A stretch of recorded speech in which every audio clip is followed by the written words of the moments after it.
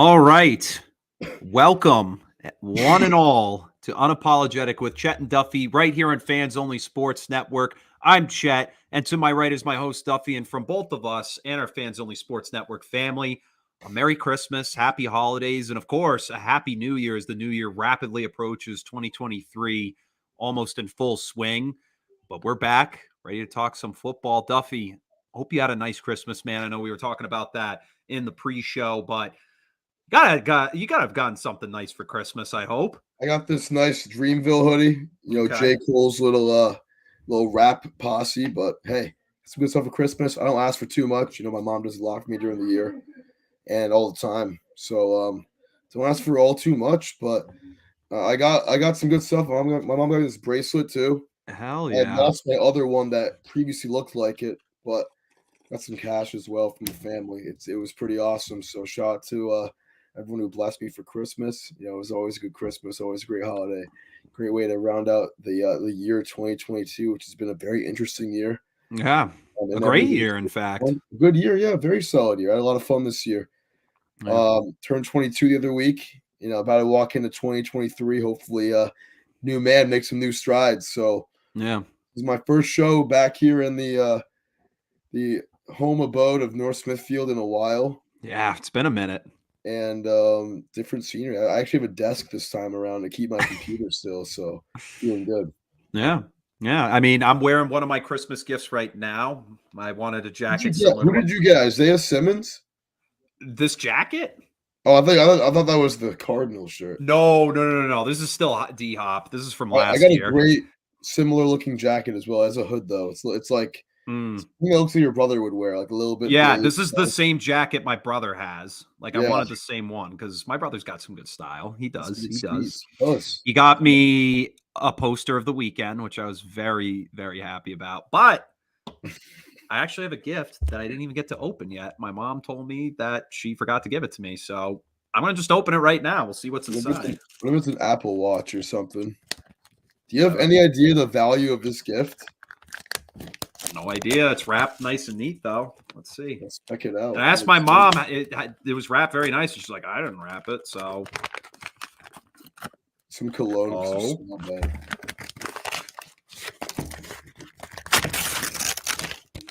Whoa. Some extra wrap. What is that? It says Carvel, New York. No. Oh, it's a watch. Dude. Hell yeah. You love watches. You do. I love watches. This is beautiful. This is beautiful. I ain't wearing this stuff to work. This is for like going out on the town. There's some big games coming up here on Fans Only Sports. Yeah. I had a feeling that's what it was going to be. So, Mom, thank you. Thank you very much. We'll give her a big hug after this. I'm definitely going to give her a big hug. This is a gift that I was really hoping I get this year. I'm glad I did. I'm very glad. It's a beautiful watch. I can't wait to.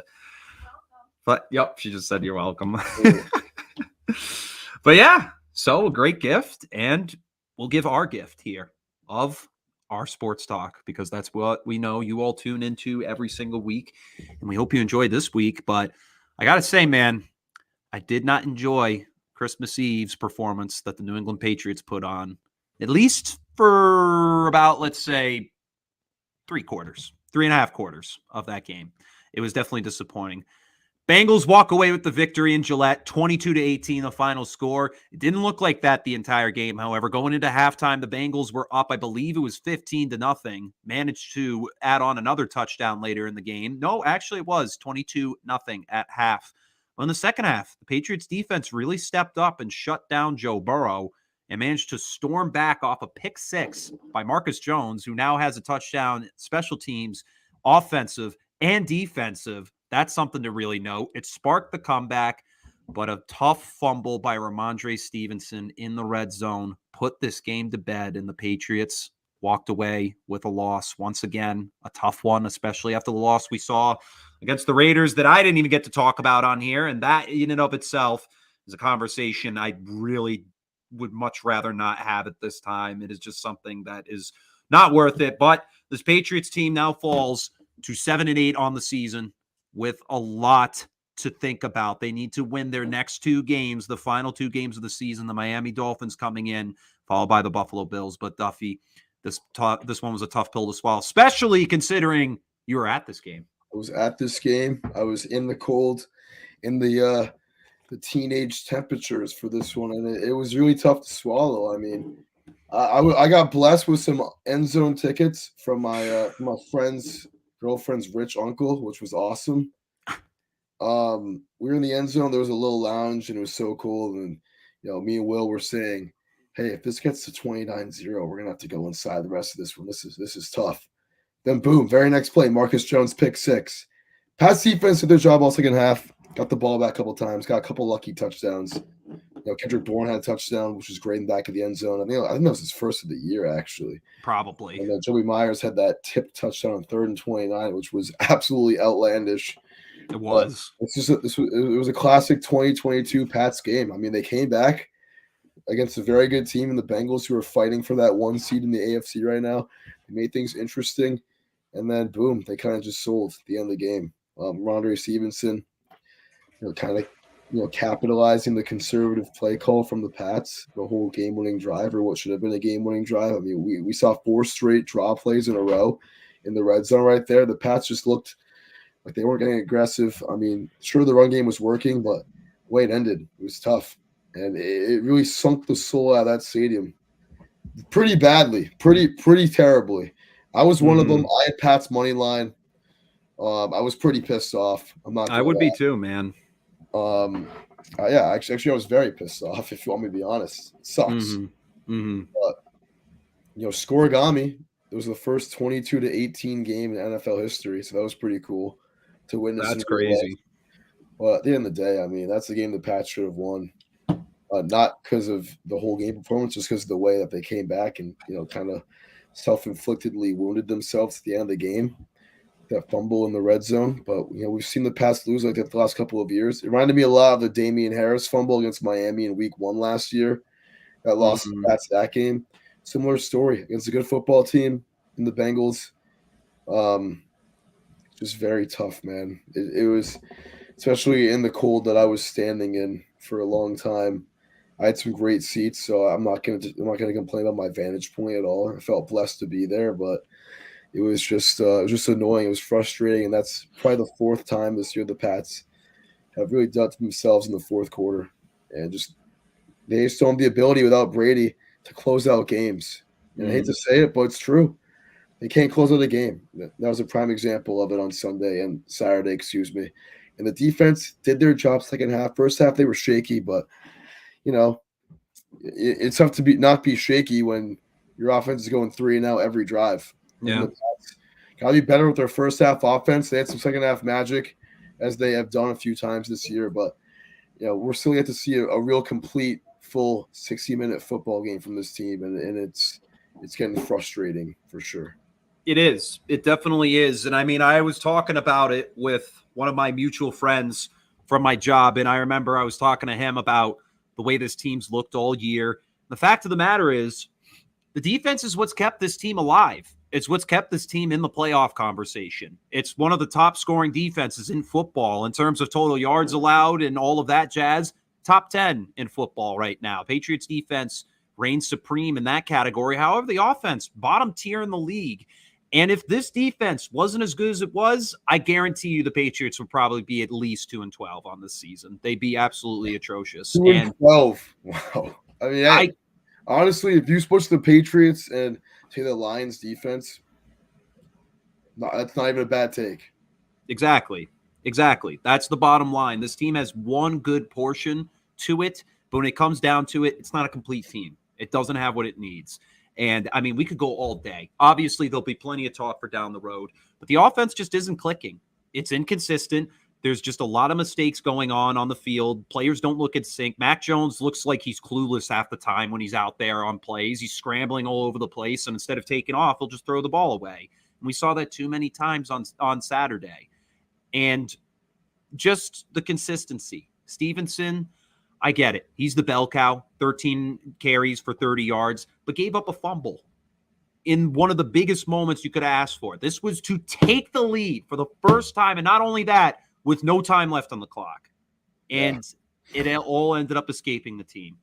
At the end of the day, the argument that Stevenson was down should have been ruled down. To be honest, we've seen the same thing happen a lot, but give him a day, man. He's still sold. That's back-to-back weeks.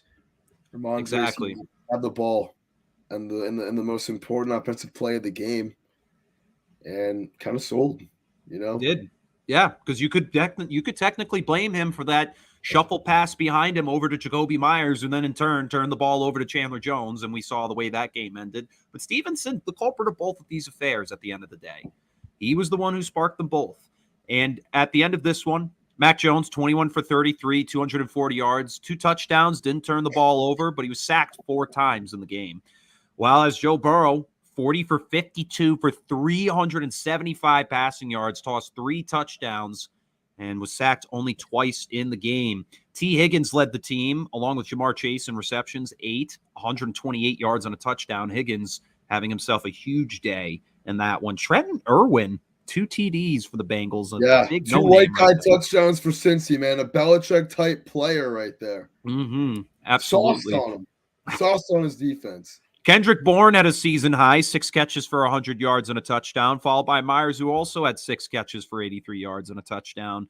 But at the end of this one, the Patriots lose their 2nd straight game. They remain at 3rd place in the division. However, the Cincinnati Bengals etched their 7th straight win of the season and are one step closer to potentially locking up the AFC North. And not only just that, battling for first place. Their game this week is against the Buffalo Bills.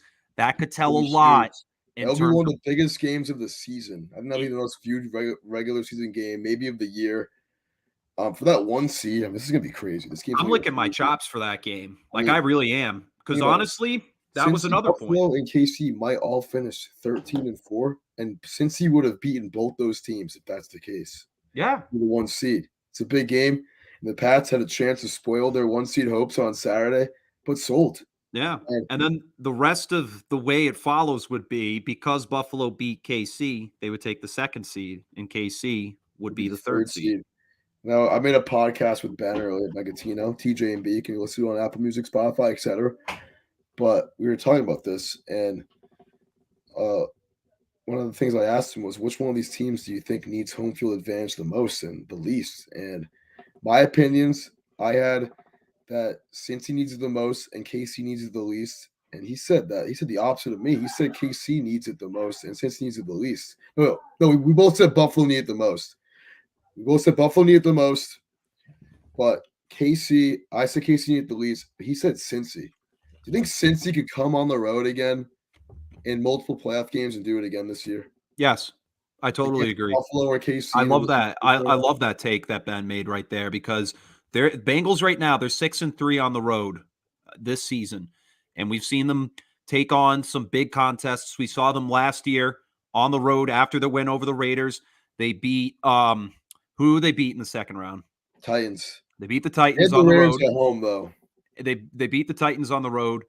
That's what I was saying. And then they beat Kansas City in Kansas City. For me, this is a team that's resume is already there, but they don't really need the home field to truly take on. And to be honest, I think the Bengals could go back to the Super Bowl at this point. I 100% think they could represent the AFC. They're not my pick in solid, but if they win tomorrow, I'm going to say it. Well, not tomorrow. If they win, this week. If they win this week, next Monday, I think they could go back to the Super Bowl, because this is a team that at the beginning of the season was sitting at 1-3, 1-2, I want to say 2-3 at one point. And they just looked awful. But this O-line suddenly came together. The protection for Joe Burrow has been rock solid, and that defense has totally transformed from what it was last year. This is a very solid Bengals team, and Joe Burrow is at the forefront of this production. And if this team can continue to produce, I definitely think they have a chance to overtake KC and Buffalo, which everybody thought would run away. This is the hottest team in the league right now. Like you mentioned, 7 straight wins. This team that was 4-4 looked like a little bit of a Super Bowl hangover. Started 0-2 as well. Now looking at a team that has won 7 in a row. They've won 11 of their last 13, and they've covered 12 of their last 13 games. So, it's crazy to think about the turnaround this team has had. But, from a guy like Joe Burrow, who's really putting himself in that upper echelon quarterbacks this year, doing it again for the second straight season, putting up these numbers. It's impressive to see. And Yeah. they've had a lot of big wins as well. They have not won. They have not just won easy games. I mean, they've in the stretch, they've beaten the Titans, who at the time were 7-3 when they were 6-4. They've beaten the Chiefs. They went on the road and beat the Bucks pretty handily. Yeah. And After trailing beat the 17-3 at half, came back and won the game 34-23. Unbelievable. Yeah, I mean, it's impressive stuff from the Bengals, and we saw it Saturday. I saw it. I got to see them in real life, which was dope. But they're just such a potent offense. They were just lighting up the Pats the first 30 minutes of that game on Saturday, and they had a really sloppy second half. They can't do that, but I think it's better to learn now than week 17, 18 or the playoffs. To learn these second half adjustments, what they got to work on, this and that. And they've been a little bit slow in the second half, some of these games, but mostly not. I mean, they've really put it up, turned up the heat in the second half this year a lot. So I'm looking forward to seeing this team in the playoffs. Can they go back to another Super Bowl? Yes. But will they? We'll see. I mean, there's 3 really good teams in the AFC right now. Yeah. And one of those teams will make it out. Will the Bengals do it again? We'll see. I mean, if they do it again, Joe Burrow, going to have to talk about him as being a top 3 quarterback in the NFL. Absolutely. He's not already there. He's already top 5, top 6. Yeah. This is a guy who's 3-0 against Patrick Mahomes, arguably the best quarterback in football right now, and has potential. He is number 1. Yeah, and has potential to overtake the second best quarterback, Josh Allen, potentially next weekend. So we'll see how things go. But as of right now, Cincinnati riding high off a 22-18 win over the Patriots. And for the Patriots, they're going to have to do a lot. They need to win out. A big loss the other night. I believe it was, what team was it that they needed to lose? Against who? Well, Miami. Miami's loss gives them hope to potentially etch a chance into the playoffs. Yeah. Miami has lost 5 straight. And so this is big for the 4. Perfect. Now the Pats are in control of their own destiny, which is crazy thing about 7-8. But will they capitalize on it? They come down to the Pats, Jets for that 7 seed, and the Dolphins actually, because the Chargers, if they win tonight, they clinch. So it's gonna get very interesting. It definitely. So I think the Chargers, I think they clinch if they win tonight. I'm pretty sure they clinch, but I'll have to double check. I'm looking right now. So let's see for playoffs. Right now, Ravens have already clinched. So Chargers, it doesn't say anything. Just right here. Chargers, they clinched with a win tonight. There we go. If they lose tonight, they see some losses from some teams that can lose, but they're basically in. We'll get to that game in a sec, but let's go over some Christmas games because I'm actually excited because before we move to the Christmas games, Burrow and Allen, they have not met yet in the NFL. So exactly, we're in college. This will be the first Burrow-Allen matchup we've ever seen. I'm very excited for Monday Night Football next week. I can't wait. I'm definitely going to be sitting down and tuning into that one. But before that, let's hop into some more Christmas game talk because there were some good Christmas games. We'll talk about both Christmas Eve and, in fact, Christmas Day. We'll just give a highlight of some of the best games that we were able to catch. And I think if we had to talk about one, I want to start off by talking about Dallas and Philly because that game, oh my God, what a game that was. That was no Jalen Hurts. Gardner Minshew stepping in for the potential MVP. I don't know if he's going to take it anymore because of this injury. However, which is tough. It's very tough. It's going to be like that. But yeah, exactly. We saw it with another Eagles quarterback, Carson Wentz, a few years ago. Mm-hmm. So we'll see. Eagles came into the matchup at 13-1. Dallas at 10-4. Dallas wanting to get a step closer to not only making the playoffs, which they already have, they want that division. They want the East very badly, and they put up quite a fight. Minshew in the game went to half with a 20-17 lead. However, only 14 points scored in the second half. Dallas came back to score 23. One of them was a huge pass from Dak Prescott on a 3rd down and 30 to T.Y. Hilton, who they signed a week ago to move them closer, and this team managed to come back. Gardner Minshew, multiple mistakes made in the second half, threw 2 picks on top of a couple of fumbles from Miles Sanders, and this team ended up falling at the end of the game. 40-34, the final score. Philly loses its first game, second time only in the division. Their first time was the Commanders. The second time came by the Dallas Cowboys in Dallas. Dallas improves to 11-4 and is now only 2 games behind Philly. So there's a lot. But Duffy, this game was quite interesting. We didn't get to watch a majority of it, but we got to watch most of it on Red Zone.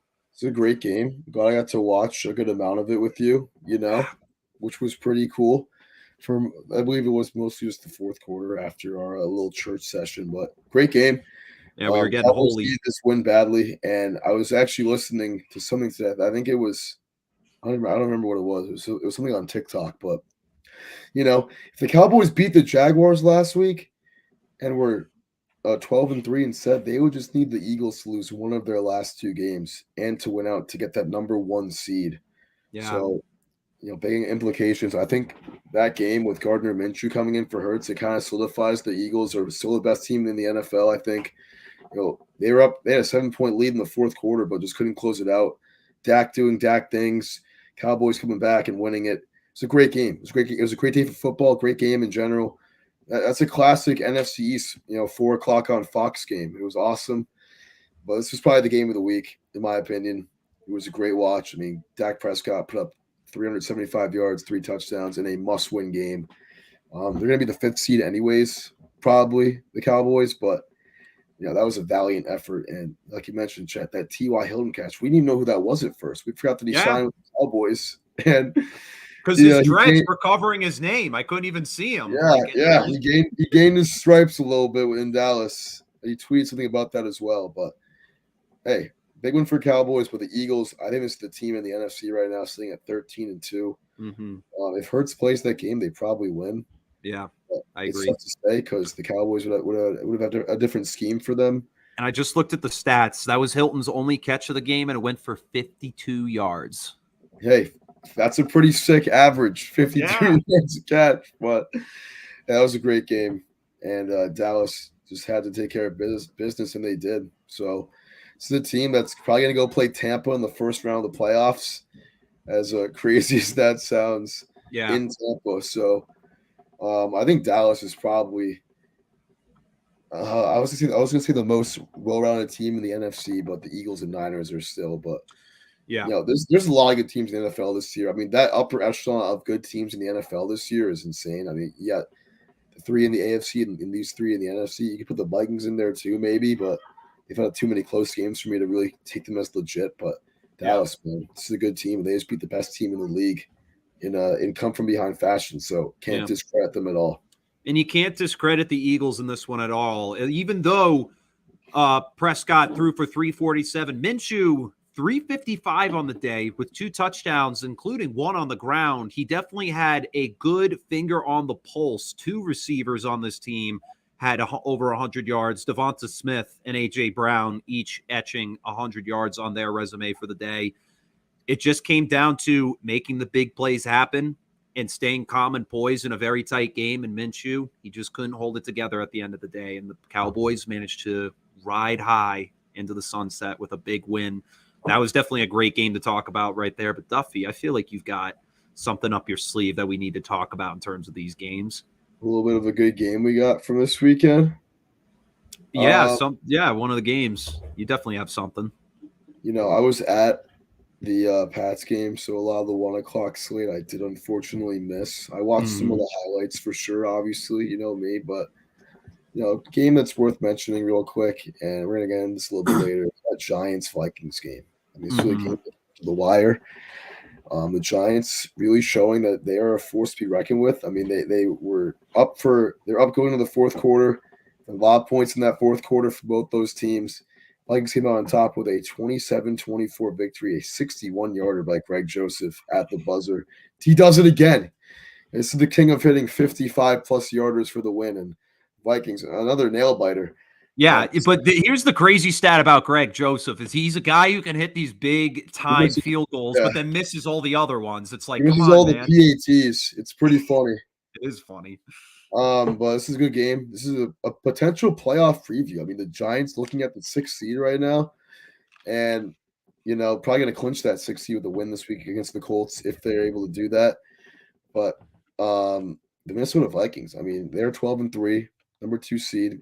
But Niners are a game behind them, but they have the tiebreaker. Vikings play the Packers in Lambeau this upcoming week. It's going to be a huge game for the Packers, who are somehow back in it. But yeah, they can thank Tua Tagovailoa for that. Yeah, definitely could be. This was definitely a potential playoff preview, so it's worth talking about. It was a close game, and I hopefully the games in the NFC playoff picture are like this. There was a lot of talk about the NFC going into the season that it wasn't good, that it was Mickey this year, and even during the year too. But as we keep going on into the season, Giants have been the 5th best team in the conference all year, and they're sneaky. They might make some noise like it's 07 or 2011 again. Mm-hmm. And then we might see something funky from this squad that finds some playoff magic. But the Vikings, another crucial, close victory at home. Definitely scary for them to be able to close out games going to the postseason, because the Giants, they had a game-tying drive with a 2-point conversion as well in this game. So they're resilient. Vikings, though, they're coming in the big moments as well. Very excited for what both these teams can do come January. Absolutely. I mean, we saw another big performance from Kirk Cousins and Justin Jefferson. Kirk Cousins, 299 yards, 3 touchdowns, and Justin Jefferson, 12 catches for 133 yards on the touchdown. And even TJ Hawkinson, biggest game since earlier this season, 13 catches for 109 yards and 2 TDs for him. But you can't discredit the talent of Daniel Jones in this one. He was throwing for 334 yards. He only had 1 touchdown thrown through the air. That pass caught by Isaiah Hodgins. But just a great job of him spraying the ball around between Hodgins, Richie James, and Darius Slayton, and a smashing of others. So at the end of the day, Giants proved to me in this game, yes, they are ready for the big show. They are competitive. They are a team that's actually going to bring something to the table this postseason. For the Vikings, they continue to prove me wrong about what the Minnesota Vikings definition was just a few seasons ago, because this was a team that's always just been up, down, up, down. But this year, we finally get that consistent play from a team that should be a lot better than it has been in past years. So for me right now, this game told the story of 2 teams. It told the story about the Giants being competitive in the postseason, and it proved to me that the Vikings actually might have a shot to make the Super Bowl if they keep this type of play up. Not really. Not really, but they're the 4th best team in the conference. But hey, this is a team that had several different comebacks, one of them being in Buffalo, if you remember. So this is a team that definitely brings a lot in terms of its resume from this season. They are winning games that, in all likelihood, they shouldn't be winning if we're talking about the Vikings from last season. Yeah, a little bit. For sure. But if I had to pick another game to talk about, I would say it would have to be the Green Bay Miami game. This game was my last game as well to talk about too. I knew the Packers would have a chance to win this game. I just felt like it wouldn't be like this. It was very interesting. I didn't think they'd actually pull it off, but Green Bay took care of business in Miami. Miami put up 20 points to lead the game 20-13 at half, but the Packers defense picked off Tua Tagovailoa 3 times in the second half and held them to 0 points. And Aaron Rodgers took care of business in the hot heat of Miami, which wasn't that hot in general. But regardless, the Packers walk away with the win. They sit at 7-8. And if they can win out, they have potential to potentially sneak into this playoff picture. Yeah, I mean, Packers are really in the hunt now. At 7-8, they've won their last 3 games. And if they win these last 2 games, one of them against the Detroit Lions at home week 18, they have both these next 2 games at home. So unless they just need Washington to lose one of their next 2 games and for them to win out, and they're in the picture. They have the tiebreaker over Seattle as well, even if they finish 9-8. So this is a legit chance for Green Bay. It's a huge game for both sides of the playoff picture yesterday, with Green Bay winning and getting themselves back in the hunt, but also Miami losing and falling to 8-7, because now you got multiple 7-8 teams in the AFC looking to fight for that 7 seed. New England and the Jets being two that come to mind first, and the Pittsburgh Steelers all of a sudden are 7-8 too. Yeah, they're somehow back in the mix, and this game was crazy implications for everyone. It was huge for the NFL. Gives them a lot more flex scheduling options these next couple of weeks in terms of these big games.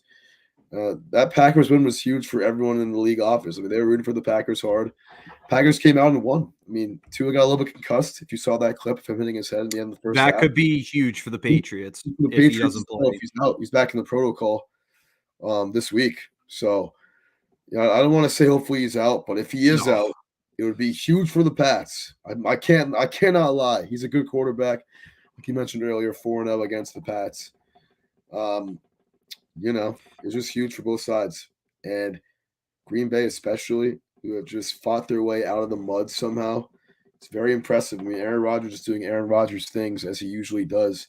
We saw it last night again, too. Another 10-point comeback victory from another legend, Tom Brady, coming back from down 16-6 in the fourth quarter against a 4-10 Cardinals squad, winning in overtime 19-16. They're one win away from clinching the NFC South as well, winning they're in next week too. So, the NFL, they want to have their stars in the playoffs, especially legends like Brady and Rodgers. So, I know who the league's rooting for. Got to keep an eye out on those factors if you're betting the next 2 weeks on either of these teams or against them. But hey, it was a great football Sunday yesterday for Christmas Day. Had 2 really good games, come from behind victories. Yeah, we won't talk about the Rams-Broncos one. Also, the Rams-Broncos, Nathaniel Hackett fired today. So good thing that's over for Denver. Yeah, we were talking about that a couple of weeks ago, that he was on the hot seat. And hey, I thought he should stay another season. Volcano, man. He's done. I thought he should stay another season, but to be honest, with the Broncos unable to produce offensively, that's a problem, especially with a star-studded quarterback like Russell Wilson. And their receiving core. I mean, this was a receiving core I was drafted to in Madden like 2 years ago. Yeah. And they were nuts. I mean, Sutton, Judy, and KJ Hamler are good receivers. And they are. They're talented. And Albro Ogubanam is a good tight end too. And Russell Wilson has just looked like dog shit all year. So I think this is going to be really cool to see with Hackett getting fired.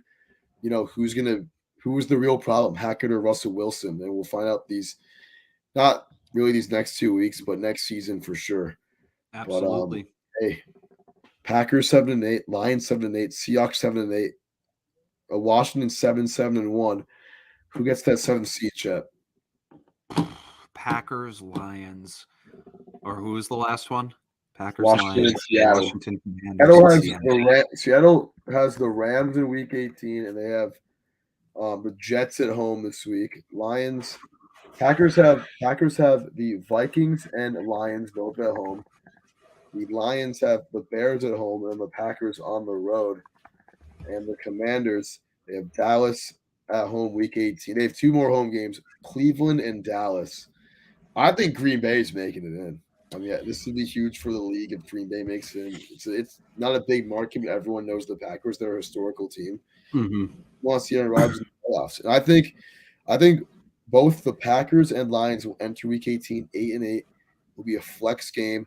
Maybe Sunday night. Depends how that Ravens-Bengals AFC North showdown. I don't know if they do Sunday night on Week 18. I think they do, dude. Yeah, they do. Are you kidding me, Chet?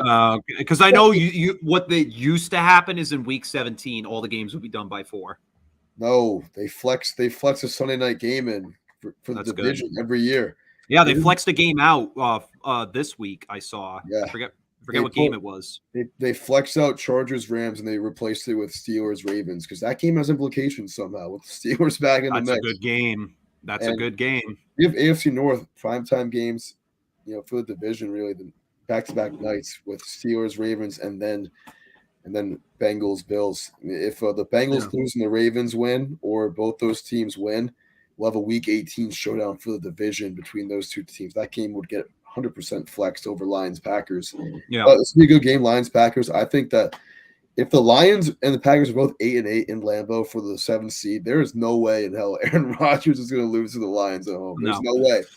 Yeah. So I have the Packers taking that 7th seed. TBA. Yeah. To answer your question, I was going to take Green Bay too. I think what Green Bay has proven to me is they have silenced all the doubters. They finally managed to come together and figure out the problems that were there all season. Christian Watson has really stepped up. He did get banged up this past week, so I don't know if he'll be there this upcoming week, but they definitely need Christian Watson. He has been a huge emergence as an offensive piece for Aaron Rodgers. And the thing is, I don't understand what it is with the Packers, but they always draft such good wide receivers. Like, I have to give them credit. Jordy Nelson, Randall Cobb, Greg Jennings, and Devontae Adams, and then, Randall of course, Cobb. Now Christian Watson emerging as a star. And even some of the other guys out there, Cobb, give them a lot of credit Dobbs. for old time's sake. They have really been shit the last few years at drafting receivers, but Christian Watson's a good player. He's really good. He is. And then even with Aaron Jones not being much in the conversation, A.J. Dillon finally stepping it up a little bit in his game. He had a touchdown in yesterday's game. But the Packers secondary, like Jaheir Alexander has really proven he's a shutdown corner. He's already been elected to the Pro Bowl for this season. And we're just seeing such good coverage out there from the Packers. Even the linebackers, the pass rush, it's all alive and well there. And I just think the Packers have what it takes off a big win in Miami, but they need to prove it against Minnesota this upcoming week. That's going to be a huge game. The Vikings, they've already won the division, but hey, they're going to want to give the Packers some spoils for the playoff run. But I think the Packers will be able to bring a good punch to this one. This game is in Lambeau, I believe. So Packers, you got the home stretch for the rest of the season. There's a big chance you could easily sneak in with the home field. So we'll see. Yeah, we'll see. But I think if the Vikings are who they think they are and they're able to beat the Packers next week, I'm taking the Seattle Seahawks as that 7th seed. They have the Jets and the Rams both at home. Incredible games for them. I could take that. So if the Packers lose to the Vikings, give me the Seahawks. But I want to see the Lions so bad. Yeah. I mean, they had to win against the Panthers this weekend, but they sold. They sold hard. There is just no way they're going to Green Bay and beating Aaron Rodgers for the second time this year. I don't think so. I don't think so. I don't think it's going to happen in 2022. You can beat him once, but you can't beat him twice. He's one of those quarterbacks that always learns from that first encounterment, especially against division rivals. So that concludes our last time he got swept by the divisional opponent. I don't even know. I don't even remember. It's he was probably 12-0 the last 2 years against him. Yeah. Drew, I think crazy. 1 pick the last 2 years against divisional opponents, which is a crazy nugget. I saw one game, but we'll see if the Vikings can do it for the first time in a long time. So time will tell. That concludes our Christmas Day coverage, and now we'll move on to the top 3 players of the week, and we got some good ones. Starting off at number 3, we already mentioned his name earlier, but we have to mention it again. This guy's been on our list so many times. For his 10th 100+ yard game of the season, give it to my boy Justin Jefferson. This guy balled out once again against the New York Giants this week. 12 catches for 133 yards. This is the 3rd straight game he's had for over 100 yards. And with those big plays he made these past couple of weeks, he continues to prove that he is without a doubt the future of what the wide receiver position is in the NFL. Not only that, the future of the NFL itself. Yes, the best receiver in the league. We raved a lot about him last week, so I guess we'll save it a little bit for this week. To not sound redundant, but it's just 3 games with double-digit catches in a row for Justin Jefferson. He's a beast. He's the best receiver in the league. But Chet, looking on some more stuff, he is 209 yards away from breaking Calvin Johnson's record for single-season receiving yards. He's going to do it. He's 244 yards away from 2,000 yards. And a lot of people will bring up the 17-game argument, that there's another extra game this season, this and that, but that's still remarkable. This is a guy who shows up week in, week out. He's the focal point of this Vikings offense, and I think this is already his 4th time in our top 3 players of the week. Yeah. We've been doing this for about half the season. So and what's remarkable, there he is. What's remarkable to me is the fact that it's only taken him 4 seasons to potentially overtake this record. And it took Three. Calvin Johnson at least 6 or 7 to Yeah, get that that was record. his 6th year in the league. Yeah. And Calvin Johnson is class at wide receiver. That's a dude who I love to watch. Loved Calvin Johnson Jr. But Justin Jefferson has really inserted himself in the conversation by force. Like, he makes you pay attention, but his play is just unmatched like any other. He's got the route running ability, he's got the hands, and he's just got the finesse. He's got everything you could ask for in a wideout. He does it all. He's phenomenal. He's phenomenal. He is. That is our number 3 player of the week. We move to the number 2.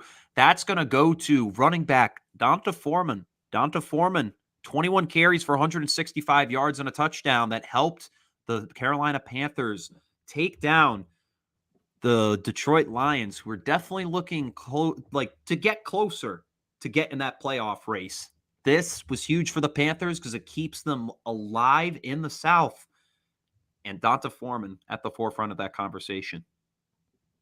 Yeah, I mean, this is the Panthers team need that win. Lions need that win too, but Donta Foreman and Chuba Hubbard as well.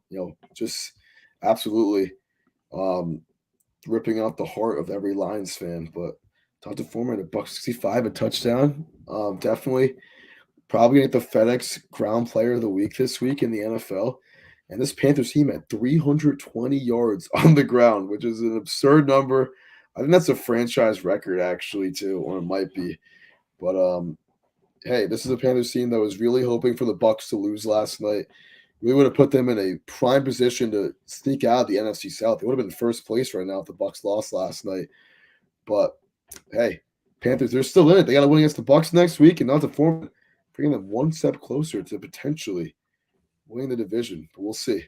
We shall see. We shall see. So before we hit the number 1 spot, we want to give an honorable mention, as we always do. And this honorable mention, he should have been on the list. But the honorable mention is going to go to CeeDee Lamb. 10 receptions, 120 yards, and 2 touchdowns that he caught from our number 1 guy, and that is Dak Prescott. Dak Prescott having himself an amazing game in a 40-34 win comeback victory on the number 1 team in the NFL, the Philadelphia Eagles. Threw 27 for 35, 347 yards, 3 touchdown passes, and 1 interception, had 6 carries for 41 yards on the ground, leading his team to an unbelievable victory. And Dak Prescott definitely silencing some doubters on him, as this Cowboys team has been up and down at times this year, but they've maintained their consistency, and this was a huge win, and Dak Prescott deserves that, our number 1 spot. Sure was. Got to give it to him. Dak Prescott, could have put CeeDee Lamb over Jettas on this list, but just because CeeDee had 2 touchdowns. But Dak Prescott, 347, 3 scores and a pick against like you said, the best team in the league right now. And it was just a big win on the national stage in that 4 o'clock America's Game of the Week window, as the Cowboys, Eagles usually are. And he stepped up big time. Prime performance from Dak Prescott, absolutely class, and was able to overcome that early pick 6 he threw to have a near flawless game afterwards. So I think this might be his first time on our list this year. It is. That number 1 spot. He had a great game. Absolutely. Absolutely. So that concludes this week's episode of Unapologetic with Chet and Duffy. We thank you all for tuning in. And one last thing. Who's winning this game tonight? The Chargers right now, it's 1st and goal on the 1, still 0-0. Oh, dude, I forgot this game was on, bro. Yeah, dude, right. Keenan Allen is saving my ass right now. I'm up by. How's he doing? I'm up on 10 on Ben. He has 5 catches for 39 yards. Eckler just got a touchdown. Really? Okay. Cool beans. Wait, does Will have Eckler or no? Your brother has Eckler. He has Eckler and Michael Pittman right now. Oh, that's huge for him. Yeah, Eckler just got the touchdown. It's this game, but I picked the Colts +4 earlier today. I have some cheddar on them, but I'm taking a little gambling break because I've been sucking a lot lately. But I hear you. You gotta reassess. You gotta get back in that winning mindset. Sure do, man. And hopefully the Patriots do, but we'll see as time goes on. A lot of implications, and we will have it all covered right here on Unapologetic with Chet and Duffy. Another great NFL season that we love to cover. And also, Thank you once again, Mom, for this awesome This is awesome H. watch. H Gonna came be in big. Yep, another based H in the house. And we will catch you all on our next one. But until then, as always, go Pats. Peace, baby.